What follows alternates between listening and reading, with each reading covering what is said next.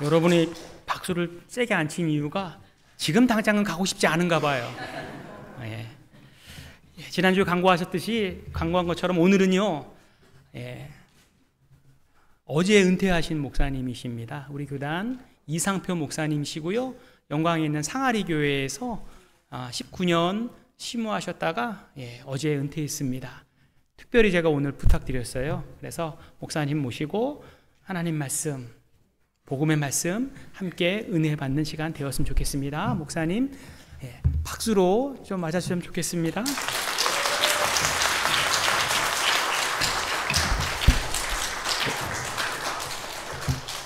예, 감사합니다. 소개해 준 대로 어제 은퇴식을 하고 갑자기 이렇게 불러주셔서 오늘 정우교회에 오게 되었는데, 여기 들어오면서 너무 기분이 좋더라고요. 사실은 제가 이제 지방에 있다 보니까 정우교회 입당 예배 때 오지를 못했습니다. 그래서 늘 우리 임 목사님께서 심화하는 그 교회 생각만 하고 있다. 오늘 와서 보니까 제가 머릿속에 그리고 있던 것보다 훨씬 아름답고, 또 성도님들 그 모습도 훨씬 아름답습니다. 그래서 제가 너무 잘 왔다. 사실은 어제 이제 정말 은퇴를 하다 보니까 늦게까지 이제 마무리를 하고 올라와서 과연 이제 이 첫 시간을 이렇게 보내야 되나 생각을 했습니다. 저도 이제 은퇴하면 저도 성도로 돌아가서 다시 이제 교회를 섬기며 그런 삶을 살아야 되겠다 다짐을 했습니다. 우리가 잘 아는 대로 로마서는 크게 우리가 중심되는 핵심어를 이야기하라 그러면 죄, 그리고 구원, 그리고 믿음입니다. 우리가 잘 아는 대로 이 로마서 이제 1장 17절에 보면 믿음으로 말미암아 의인은 구원받는다는 그런 내용으로 우리가 잘 아는 이 마르틴 루터가 이제 비텐베르크 대학교 성곽에 있는 그런 대학교에다가 95가지의 조항에 반박문을 써서 붙여놓지 않았습니까? 그 내용은 사실은 그 당시에 만연하였던 그런 면죄부 판매, 그리고 나아가서는 하나님의 말씀에서 벗어난 그런 잘못된 신학 사상을 아주 신랄하게 비판하였고, 그 비판된 내용을 가지고 많은 그런 사람들이 바른 신앙을 회복해야 되겠다 이런 생각을 하고 함께 운동을 벌여서 결국 오늘 저와 여러분들이 그 타락한 그런 캐톨릭 천주교에서 프로테스탄트 해갖고 다시 말해서 개혁을 해서 개신교회가 된 것 아니겠습니까? 이 루터의 종교개혁은 실로 가톨릭에게는 아주 핵폭탄과 같은 그런 것이었습니다.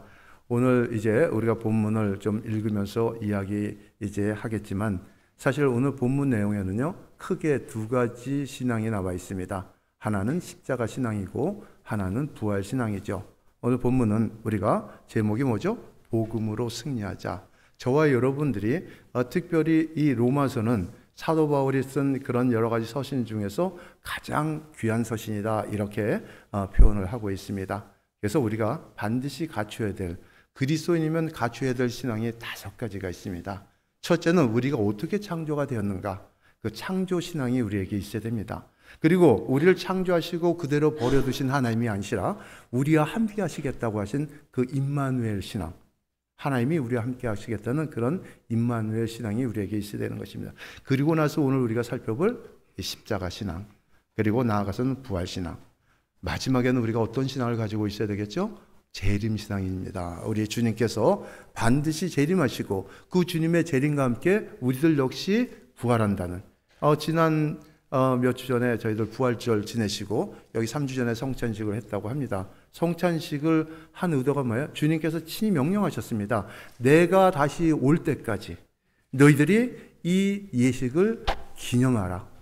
그래서 저와 여러분들이 예수님의 그 십자가를 상징한 그 가운데서 우리가 이 음료, 그렇죠? 포도주를 마시고 그리고 떡을 떼지 않습니까? 그래서 우리가 떡을 떼고 포도주를 마실 때마다 십자가를 묵상하고 또 주님과 깊은 그런 교제를 나누기를 사모하는 것 아니겠습니까? 여하튼 이 캐톨릭의 잘못된 것을 반박하는 마르틴 루터에 의해서 정말 우리 개신교가 탄생을 하였습니다. 이를 통해서 하나님 말씀에 의해서 근거된 그런 개신교회는 그 중심이 말씀에 있는 것입니다. 오늘 저와 여러분들이 늘 말씀을 강조해도 부족함이 없는 것은 그래서 말씀이 살아서 역사하시고 그렇죠? 우리 삶 속에 깊숙이 녹아들기 때문인 것입니다. 모든 성경은 하나님의 감동으로 된 것으로 교훈과 책망과 바르게 함에 유익하니 이는 하나님의 사람으로 온전케 하며 모든 선한 일을 하기에 온전케 하려 하심이라. 여러분들이 너무나 잘 알고 있는 그런 요절 아니겠습니까? 그래서 오늘 우리가 말씀으로 돌아가자. 여러분 이 말씀에 대해서 여러분 반박하시는 분은 한 사람도 없을 것입니다. 오늘 우리가 다시 한번 기억해야 될 것은 창조신앙, 그다음에 무슨 신앙이라 했죠? 임마누엘 신앙, 세 번째는 십자가신앙, 네 번째 부활신앙, 다섯 번째 재림신앙. 이 재림신앙이 없으면 저와 여러분들이 지금 이 자리에 있는 것이 굉장히 좀 억울할 수도 있습니다. 그러나 저와 여러분들은 재림 그런 신앙을 가지고 있기 때문에 이 시간이 정말 하나님께서 우리에게 부여주신 하나님과의 관계를 유지할 수 있는 그런 아주 귀한 시간이 되는 것입니다. 그래서 오늘 우리가 반드시 중요하게 여겨야 될 것이 복음입니다. 복음에는 죄의 문제와 우리의 구원 문제 그리고 우리의 믿음 문제 이 모든 것들이 함께 농축이 되어 있는 것이죠. 그래서 오늘 저와 여러분들이 사도 바울이 나는 복음을 위해서 택함을 받았다 그렇게 고백한 것처럼 저와 여러분 역시 하나님으로부터 복음으로 부름받은 자다 이런 자존감을 나가시기를 바랍니다. 좀 더 우리가 쉬운 말로 설명하면 오직 주님의 자녀들만이 이 타락하고 어두워지는 이 세상 속에서 복음으로 세상을 이기고 승리하는 그런 삶을 살아갈 수 있다는 것입니다. 근데 사실 우리가 살아가는 이 세상의 형편을 우리가 한번 생각해 보시자고요. 이 세상 어떤 삶을 살아가고 있는 것 같습니까? 화해와 통합의 삶을 살아가고 있을까요? 결코 양보하지도 않고 서로 이해하지도 않는 그러다 보니까 사랑하지도 않고 감싸지도 않는 그런 삶을 살아가고 있다고 여러분은 생각 들지 않습니까? 사실은 우리가 마음을 같이 하고 모이기를 힘써서 이 어두운 세대, 이 어려운 시기 이것을 우리가 헤쳐나갈 생각을 해야 되는데 그렇게 하지는 않고 자기의 생각만 옳다고 주장하는 이런 세상이라고 이 교회가 그래 너희는 그렇게 살고 우리는 이렇게 살 거야 하고 관망만 하고 있어야 될까요? 그렇지는 않습니다. 어떤 형태가 되었든지 간에 우리는 관여를 해야 되겠습니다. 그래서 관여를 한다면 과연 교회의 사명은 무엇이고 또 우리가 가져야 될 비전은 무엇일까? 복음입니다. 복음. 그렇습니다. 작금의 시대말로 특히 우리나라에 이 여러 가지 문제점이 있는 그런 안타까운 그런 시대야말로 복음으로 소망을 삼고 나아가야 된다는 것입니다. 그럴 때 승리하신 그 예수님의 승리가 바로 이 나라와 또 우리 교회와 그리고 여러분의 가정에 주어진다는 것을 여러분들이 꼭 기억하셨으면 좋겠습니다. 여러분 사도행전 3장을 보면 우리가 크게 사도행전 로마서 굉장히 우리가 중요하게 생각하죠. 이 복음의 그 목적이 로마서라면 이 복음의 사역은 사도행전에 잘 나와 있습니다. 특별히 사도행전 3장에 보면 어떤 내용이 나옵니까? 베드로와 요한이 기도할 시간이 되어서 성전에 올라갈 때 당시에는요 이 유대인들은 특별히 이 성전 생활을 하지 않습니까? 성전에 올라갈 때 율법을 지키고 가난한 사람들을 불쌍히 여기는 것이 당연히 그들이 복받는 길이라고 생각하고 있었습니다. 그래서 성전 올라가는 그 문마다 길마다 이렇게 거린들을 갖다 놓습니다. 거기 보니까 날 때부터 안진병이 된 자가 그 자리에 혼자서 걸어올 수는 없으니까 누군가에 의해서 자리에 가고 사람들은 지나가다 내 성전에 하나님께 제사 드리러 가니까 가기 전에 좋은 일 좀 하자 하고 얼마씩 거린에게 돈을 주고 지나갑니다. 마침 그때 베드로와 요한도 9시 그러니까 지금 오전 기도 시간에 이제 올라가는데 거린이 보이는 거예요. 그런데 그 거린이 사람이 지나가니까 쳐다보지 않습니까? 남의 도움을 받기 위해서 구걸하는 사람이니까 쳐다봅니다. 저 사람이 나에게 돈을 줄까? 그냥 갈까? 이런 생각을 하고 쳐다봅니다. 그래서 그런 눈빛으로 바라보는 바라보던 이게 헬라어로는 에이도라는 단어를 씁니다. 우리는 전부 바라보다 하는 그런 표현을 쓰는데 오늘 이 거린이 이 베드로와 요한을 바라보는 그 눈빛은 바로 에이도라는 단어가 쓰여져 있습니다. 그것은 그냥 보는 거예요. 여러분들이 광경을 보듯이 이렇게 보듯이 누가 저쪽으로 몇 명 지나가나? 그런데 자신을 향해서 구걸하려고 바라보던 그 거린을 이제 베드로와 요한이 주목을 해서 봅니다. 그 주목한다는 그 단어는 아테니조라는 단어를 쓰는데 그것은 영어로 하면 게이즈, 약간 주시하는 그런 뜻을 가지고 있습니다. 주시하다가 어떻게 이야기를 합니까? 우리를 좀 바라봐라. Look at us. 블레포 이런 헬라어로 이야기를 합니다. 그러니까 거린이 깜짝 놀라서 그때는 어떻게 바라보는가? 에페코. 아주 주실해서 보는 겁니다. 우리가 간어 좀 쳐다봐 주세요 할 때면 어떻게 돼요? Pay attention 이런 표현을 쓰지 않습니까? 그 정도로 이제 예민하게 바라보는 것입니다. 그러자 베드로가 그 거린에게 이렇게 이야기를 합니다. 당당하게. 내게 은과 금은 없지만 내게 있는 것으로 당신에게 주노니 곧 나사렛 예수 그리스도의 이름으로 일어나라. 이렇게 선포를 합니다. 그리고 손을 잡아 일으키니까 이 날 때부터 안진뱅이 된 자가 벌떡 일어서는 것이에요. 그 발목에 그 발에 힘을 얻어서 일어나 걷고 뛰기 시작했다는 것입니다. 우리가 잘 아는 말라기서에 보면요, 하나님을 경외하는 자는 의로운 해가 떠올라서 치료의 광선을 발하리니 저가 외양간에서 나온 송아지같이 뛰리라. 오늘 우리 환자들에게 기도할 때 늘 이 말씀을 사용합니다. 오늘 우리가 믿고 의지하기만 하면 바로 이런 역사가 일어나는 것이죠. 사실 그 사람은 자기 힘으로 걸어본다는 건 생각조차 할 수 없었던 그런 사람입니다.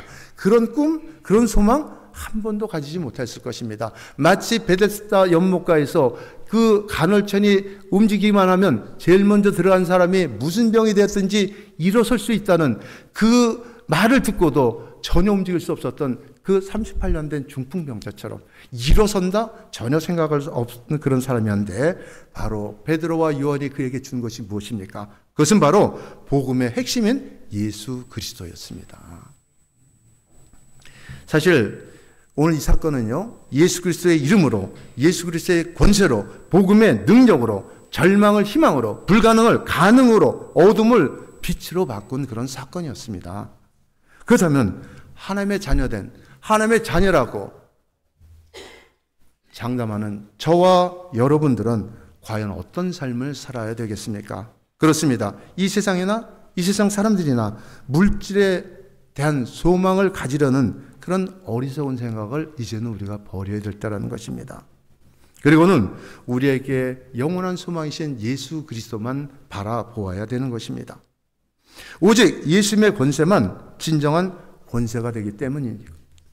우리가 잘 아는 대로 마태복음 10장 37절 이하에 보면 아비나 어미를 나보다 더 사랑한 자 내게 합당치 아니하고 아들이나 딸을 나보다 더 사랑한 자도 내게 합당치 아니하고 그리고 자기 십자가를 지고 나를 좇지 않는 자도 내게 합당치 않다고 누가 말씀하셨어요? 예수님이 친히 말씀하셨습니다. 빌립보서 2장 8절 이하도 보면 너희는 예수님을 본받으라 그러면서요. 예수님은 뭐예요? 예수님은 오히려 자기를 비워 종의 형체를 가자. 원래는 하나님과 본체이신 그분이 자기를 비워 종의 형체를 가졌습니다. 그리고 사람의 모양으로 되셔서 사람의 모양으로 나타나셔 십자가에서 죽기까지 복종하였으니 곧 뭐라고 이야기를 하고 있습니까? 십자가에서 죽으심이라. 이러므로 하나님이 그를 지극히 높여 모든 이름 위에 뛰어나게 하시고 하늘에 있는 자들이나 땅에 있는 자들이나 땅 아래에 있는 자들에게 그 모든 무릎을 그 이름에 꿇게 하셨습니다. 오늘 그분이 바로 우리의 주님이셔요. 그래서 우리가 그 예수 그리스도를 통해서 저와 여러분들이 해야 될 일이 바로 하나님께 영광 돌리는 것입니다.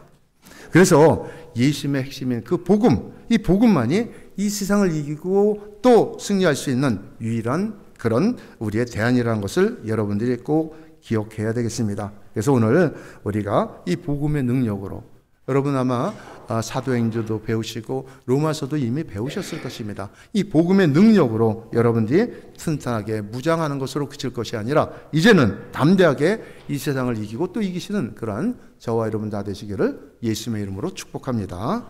자, 그러면 우리가 오늘 읽은 본문 말씀을 통해서 우리는 복음의 몇 가지 중요한 의미를 발견하게 되는데, 서두에도 제가 말씀을 드렸지만 우리가 반드시 지켜야 될 5가지 신앙이 있는데 그 중에 2가지가 오늘 로마서 1장 1절서부터 7절 사이에 기록이 되어 있습니다. 그것을 하나는 우리는 이제 십자가의 복음, 또 한 가지는 부활의 복음이다, 이렇게 이야기를 하고 있습니다. 복음의 핵심이 뭐라고요? 복음의 핵심은 예수 그리스도예요. 성경 전체를 살펴봐도 예수 그리스도입니다. 이 구약은 오실 예수 그리스도를 이제 증언하는 것이고, 신약은 오신 그리스도를 증언하는 것입니다. 그래서 이 예수 그리스도를 통해서 우리에게 알려주는 복음의 진정한 의미는 도대체 무엇인가? 우리가 질문을 던지고 그 질문을 오늘 말씀을 살펴봄으로써 우리가 해답을 찾아보고 은혜 받는 그런 저와 여러분들이 다 되었으면 좋겠습니다. 자, 그러면 복음이 가지고 있는 진정한 의미는 과연 무엇일까? 오늘 주신 본문에 2가지가 있다고 말씀드렸습니다. 첫째가 2절에 나오는 십자가의 복음인 것입니다. 2절 우리 한번 같이 읽어보실까요? 2절, 이 복음은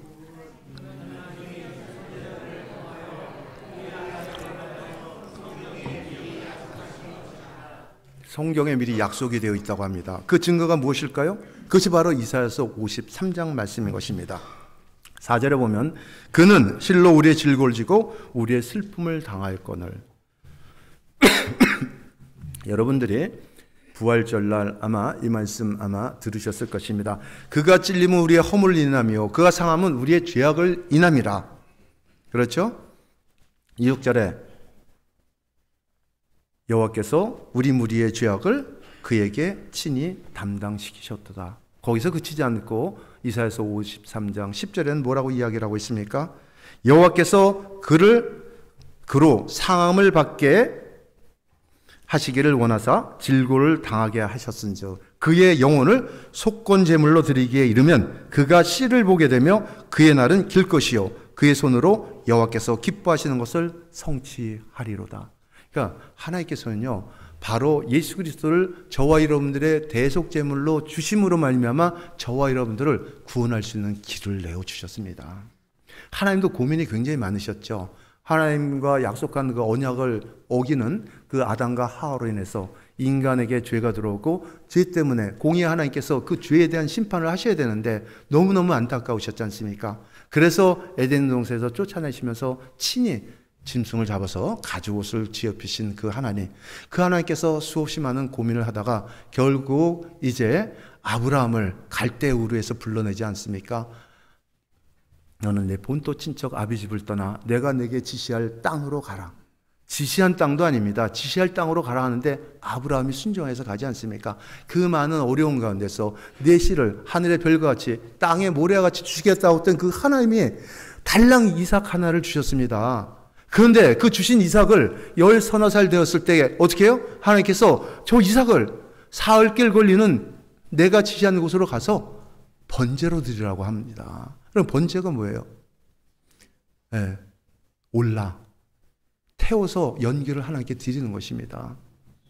그 이삭을 하나님께 드리려는 순간 하나님께서 내가 책임져야 되겠다는 하나님의 결심이 굳어져서 저와 여러분들에게 하나님의 독생자, 친히 하나님이신 그 예수님께서 십자가에서 죽으시러 오신 것 아닙니까? 이게 바로 구원의 복음이지 않습니까? 사실 4개 보면 우리의 제사가 5가지 제사가 있는데 이 속죄제는 오늘 속건제가 있습니다. 오늘 이 속건제는 타인에게 손해를 끼치거나 성물에 또 피해를 입히거나 더럽힐 때 드린 제사가 바로 속건제예요.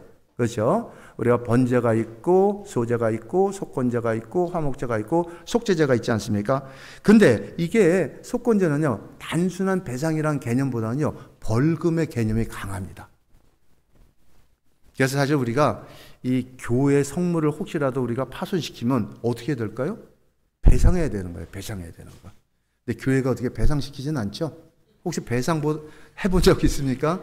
사실은 배상해야 돼요. 성물에 더럽힘을 하거나 파손을 시키면 이런 벌금의 성격이 있습니다. 그러니까 예수님께서 속건제물이 되셨다는 것은 우리가 이사야서 53장 10절에 속건제물이 되셨다고 하시는 것은 말이죠, 바로 그 죽음에 인간의 죄값을 보상하는 그런 의미가 들어 있습니다. 그러니까 예수님께서 십자가의 죽으심으로 인해서 우리가 하나님께 배상해야 될 그 빚을 갚아주는 거예요.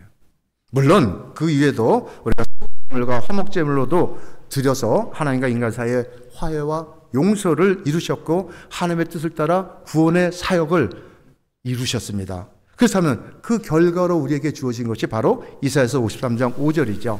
하반절에 보면 그가 징계를 받음으로 우리가 나음을 입었고 그가 채찍으로 맞으면 우리가 평안을 누리게 되었다. 오늘 저와 여러분들이 이 말씀 붙들고 정말 힘들고 어려울 때 하나님께 기도하는 것 아니겠습니까? 그렇구나. 예수님께서 내 대신 십자가에 달리셔서 그 살과 피를 흘리셨기 때문에 내가 이제 나음을 받고 내가 징계를 면하게 되었구나. 이런 고백을 하는 것 아니겠습니까? 그래서 오늘 우리가 이 세상을 살아가는 삶 속에서 우리를 한번 살펴보자고요. 여러분 도대체 어디에서 여러분들의 평화를 얻으셨습니까? 누구를 통해서 고침을 받을 수 있다고 생각하십니까? 아니 도대체 무엇으로 인해서 무엇을 통해서 회복의 역사를 기대할 수 있을까요? 아닙니다. 세상은요 아무것도 우리에게 줄 수 없어요. 조금 전에 제가 말씀드렸지만 우리가 정말 자녀 사랑, 그렇죠? 아마 부인할 사람은 한 사람도 없을 것입니다. 내리주는 그 자녀 사랑. 율법에는 10계명에 5계명에 뭐라고 되어 있습니까? 네? 내 부모를 공경하라. 아까 5월달은 가정의 달이잖아요. 가정의 달 되면 에베소서 5장 말씀 갖고 부부에 대해서 이야기하고 부모와 자식 간에 이야기하고 다 이야기하잖아요. 그죠? 이 10계명을 유대인들은요 613가지의 규례로 만들었어요. 그래서 365가지 하지 말 것과 248가지 할 것으로 만들어놨어요. 그러니까 10가지만 있어도 하기가 힘든데 그걸 613가지나 만들어서 고민을 하는 겁니다. 이게 우리 인생이에요. 이 세상은 아무것도 줄 수 없습니다. 그래서 오늘 저와 여러분들은 이 십자가의 복음만을 붙잡고 담대하게 이 세상을 달려나가야 되는 것입니다.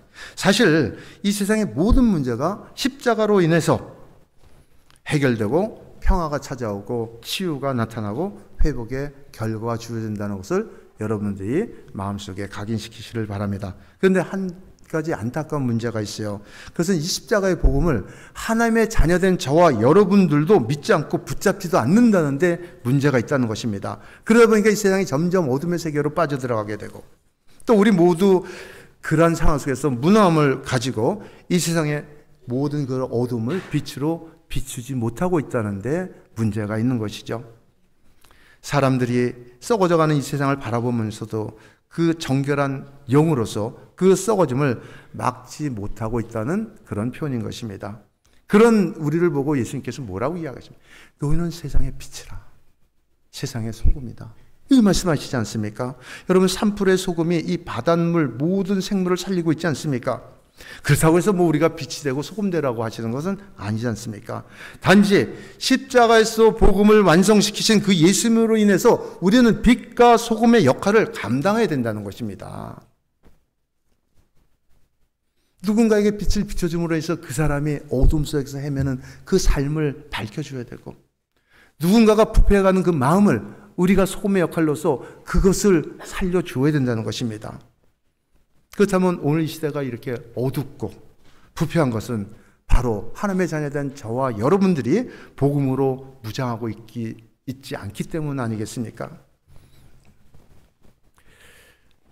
여러분 다 스마트폰 갖고 계시잖아요. 예전에는 뭐 후라시를 갖고 다녀야 되는데 이제는 뭐 항상 비상등을 갖고 다녀서 혹시 어려운 일이 있으면 바로 전등을 켜지 않습니까? 그런데 어때요? 캄캄한데 스마트폰만 켜는데 환해지지 않습니까? 그 작은 빛을 아무리 큰 어둠이 덮을 수가 없는 거예요. 오늘 아무리 큰 그런 타락하고 부패한 세상이라도 우리가 조그만 빛의 역할만 하면 밝아질 수 있는 것입니다. 여러분 지금은 뭐 그런 일이 없겠지만 옛날에 우리 어머니들 보면 어때요?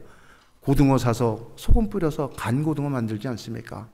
그 당시에 뭐 냉장고 문화가 잘 되지 않지만 소금으로 간해 놓으면 이게 견뎌내는 거예요. 아까 제가 어디서 왔었다고 그랬어요? 영광. 영광은 뭐가 떠올라요? 굴비. 또 한 가지 나옵니다. 모신잎 송편. 예. 그 법성포는요, 이 옛날에는 그 조기가 많이 잡혔나 봐요. 이곳을 내륙으로 가져갈 수 있는 방법이 없어요. 그 당시에는 우리처럼 지금 뭐 냉동 탑차가 있고 이런 것도 아니니까. 그래서 오로지 말려 갖고 가는 거예요. 근데 특이하게도 이 법성 쪽은요, 이 굴비를 말리는데 참 좋은 조건이에요. 파리가 없어. 생선을 넣어놔도 파리가 없어요.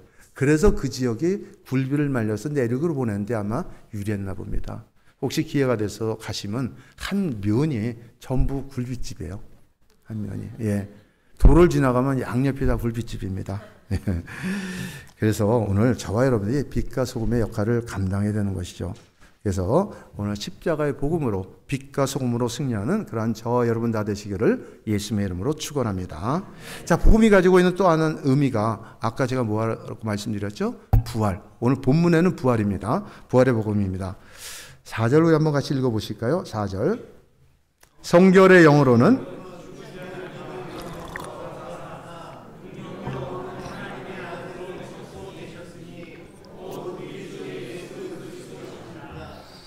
십자가 사건과 부활 사건은요, 예수님이 바로 하나님이시고 구속의 완전자이심을 명백하게 드러내는 증거인 것입니다. 십자가에서 누구나 죽을 수 있죠. 예수님께서 십자가에 돌아가실 때도 십자가 우편에 강도 2명이 있지 않았습니까? 그런데 우리가 십자가에서 그냥 죽고 끝난다면 더 이상 우리에게는 소망이 없습니다. 그러나 예수님의 십자가의 의미는 죄악을 해결했다는 증거를 우리가 찾기 위해서는 어떻게 되는가? 그것을 사도 바울은 고린도전서 15장에서 이렇게 이야기를 하고 있습니다. 그리스도께서 만일 다시 살아나시지 못하였다면 우리의 전파하는 것, 복음이겠죠? 복음도 헛것이요 너의 믿음도 헛것이다. 사람이 다시 살아나는 것이 없으면 예수 그리스도의 다시 살아나심도 없을 것이요 예수 그리스도의 다시 살아나심이 없으면 우리의 믿음도 우리의 복음도 헛것이라는 것입니다. 그러면서 너희가 세상에서 제일 불쌍한 사람이다. 그런데 놀랍게도 예수님께서 부활의 첫 열매가 되셨기 때문에 저와 여러분들에게도 부활의 소망이 생겼습니다. 아멘. 그렇습니다. 십자가에서 죽으신 예수님께서 사흘 만에 부활하셨습니다. 장사 지낸 바 되었다가 성경에 기록된 대로 3일 만에 살아나셨습니다. 그리고 베드로에게 먼저 나타나셨다가 후에 12제자에게 나타나시고 나중에는 500명이나 넘는 그런 성도들에게 나타나시고 사도 바울은 뭐라고 얘기해요? 미수가 같은 그런 나에게도 나타나셨습니다. 그런 고백을 하지 않습니까? 예수님은 장사하신 지 사흘 만에 부활하셔서 모든 사람들에게 죽음을 이긴 부활체의 몸으로 나타나셔서 세상에서 40일 동안 지내시다가 승천하셨습니다. 그 내용이 바로 사도행전 1장에 잘 나와 있지 않습니까? 그리고는 지금 어디에 계실까요? 그렇죠. 하나님 보좌 우편에 앉아 계십니다. 그리고 이제 때가 되시면 영광의 몸으로 재림하셔서 이 세상의 마지막의 심판주로 오실 것입니다. 여러분들 다 계시록 배우시지 않았습니까? 지금 우리가 겪고 있는 이 세상 삶이 바로 7년 대환란 기간 중에 있는 것이죠. 여러분 어떻습니까? 예수님의 부활이 믿어지십니까? 아멘. 여기서 아멘 안 하시면 조금 점검해. 너희가 믿음 안에 있는가? 너희 자신을 시험하고 확증하라. 그리스도 예수께서 너희 안에 계신 줄을 알지 못하면 너희가 버리운 자다. 그래서 믿어져야 돼요. 혹시 안 믿어지면 지금이라도 믿어지시기를 예수님의 이름으로 축복합니다. 예. 왜냐하면 예수님의 부활이 바로 나의 부활입니다. 사도 바울은 그래서 조금 전에도 제가 말씀드렸지만 만일 그리스도 안에서 우리가 바라는 것이 이 세상 안에서의 삶이라면 모든 사람 중에서 우리가 가장 불쌍한 사람이에요. 그렇잖아요. 여러분 어저께 올라오는데요. 내려가는 그 고속도로를 보니까 완전히 주차장이야. 여러분 그때 제일 기분 좋죠. 왜? 내가 그냥 막 달려가는데 여기 막혔으니까 기분이 굉장히 좋잖아요. 반대쪽에 있으면 막 짜증날 텐데 그렇게 연휴가 되니까 사람들이 내려가는 거예요. 오늘도 내려가는 사람이 있을지만 여러분 지금 어디에 계세요? 교회 안에. 이게 여러분들에게 축복인 것입니다. 그러면 지금 살아가는 이 세상에서도 뭐 세상 사람들은 종말이다, 말세다, 이제는 뭐 큰일 났다 이렇게 이야기를 하는데 오늘 그런 죽음 같은 현실 속에서도 우리는 부활의 복음을 가지고 행복한 삶을 살아갈 수가 있는 것입니다. 제가 신앙생활 하면서요, 가만 생각해 보니까 제가 한 가지 생긴 게 있어요. 삶과 죽음의 경계선이 무너졌더라고요. 제가 이제 좀 늦지막하게 신학교에 들어가서 지금 간 교회에서 처음 그냥 전도사로 내려가서 거기서 어제 은퇴를 했습니다. 그러니까 신앙생활의 그 길이는 그렇게 길지를 못해요. 좀 늦게 제가 또 정신 차려서 예수를 믿게 됐기 때문이죠. 여하튼 예수님의 그 부활의 복음은요, 무덤에 머물 수 있는 그런 부활이 아닙니다. 아까 기도하신 것처럼 무덤을 깨트리고, 예수님 부활 때는요, 무덤들이 깨지면서 많은 죽은 사람들이 먼저 일어나는 것입니다. 그리고 이 세상에 있던 사람들은 어떻게 해요? 휴거, 공중 들림 받아서 공중에서 예수님과 혼인잔치 하는 것이죠. 그래서 오늘 하나님의 자녀된 저와 여러분 또한 부활의 복음으로 무장해서 죽어가는 이 세상을 다시 살려낼 수 있는 그런 귀한 하나님의 일꾼들이 다 되시기를 예수님의 이름으로 축복합니다. 말씀을 마치겠습니다. 사랑하는 성도 여러분, 이 세상에서는요, 어디에서나 누구를 통해서도 희망과 소망을 발견할 수 없어요. 그렇죠? 아까 예수님께서 뭐라죠? 자기 십자가를 지고 나를 좇지 않는 자 내게 합당치 않다고 말씀하지 않았습니까? 지금 아비나 어미를 사랑해요. 그렇지? 어버이 주일이 있고 어린이 주일이 있어서 지금 고향 찾아가고 그런 너무너무 사랑하기 때문에 그거 우리가 하지 말라는 건 아닙니다. 그러나 중요한 것은 아비나 어미를 더 사랑하는 것보다 누구를 사랑해야 된다고요? 예수님을 더 사랑하는 것이죠. 우리가 예수 그리스도 안에 있으면 모든 것이 해결되는 것입니다.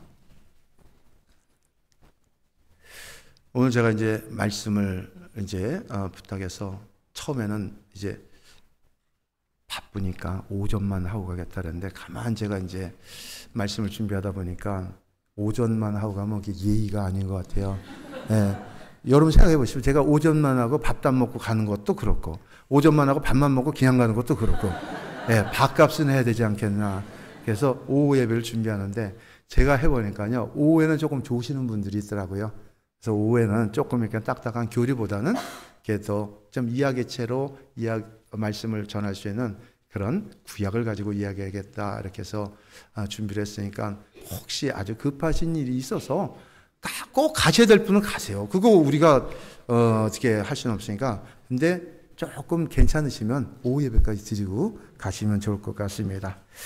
오늘 이 어두운 세상에서 빛으로 소금으로 살아가는 그런 저와 여러분들이 되겠습니다. 오늘 여러분들 가정 굉장히 중요합니다. 하나님께서 제일 먼저 신앙 공동체로 주신 것이 가정이에요. 그래서 저는 우리 교인들에게 그게 말씀해요.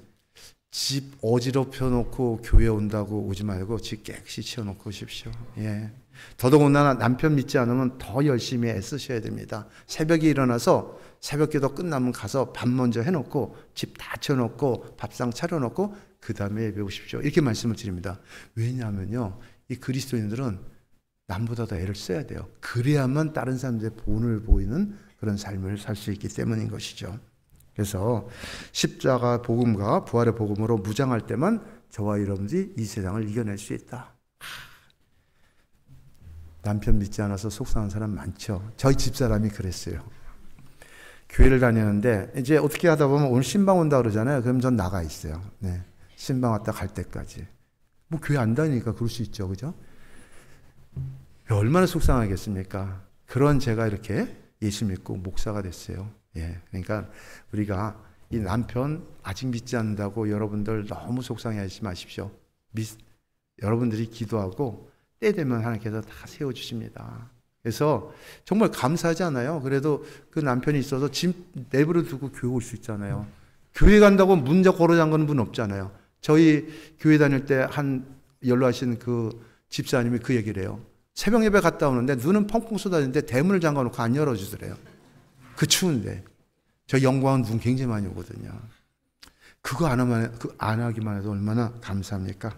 그래서 오늘 저와 여러분들이 어두워지고 부연 이 세상 오직 복음의 핵심인 그 예수님만이 건질 수 있다는 것을 여러분들이 꼭 기억하시고 다시 한번 십자가 복음과 부활의 복음으로 날마다 승리하며 살아가는 정은교회 성도님들 다 되시기를 다시 한번 예수님의 이름으로 축복합니다. 기도하겠습니다. 손이 깨끗하며 마음이 청결하며 허탄한 곳에 마음을 두지 아니하고 거짓 증거하지 않는 자가 복이 있다고 하신 그 하나님 아버지, 오늘도 이렇게 복된 주일을 허락하여 주시고 가정의 달 5월 첫 날, 첫 주일 이렇게 교회에 모여서 하나님께서 우리에게 주신 그 5가지 복음 중에서 2가지 복음을 다시 한번 저희들이 확신할 수 있도록 은혜를 베풀어 주시니 감사합니다. 아버지 하나님, 이제 새롭게 시작한 이 정우 하나님께서 세우신 귀한 그 목적과 하나님의 의도에 의해서 날로 부흥되는 그런 교회가 되게 하시고, 특별히 이 수원 지역 온근 각지에 널리 이제 사랑의 그런 교회, 복음이 증거되는 교회, 이렇게 알려지는 역사가 있게 하여 주옵소서. 각 가정을 우리 하나님께서 돌아보시고 가정마다 가지고 있는 그 문제들이 날마다 풀어지는 역사가 있는 교회가 되게 하여 주옵소서. 예수 이름으로 기도하옵나이다.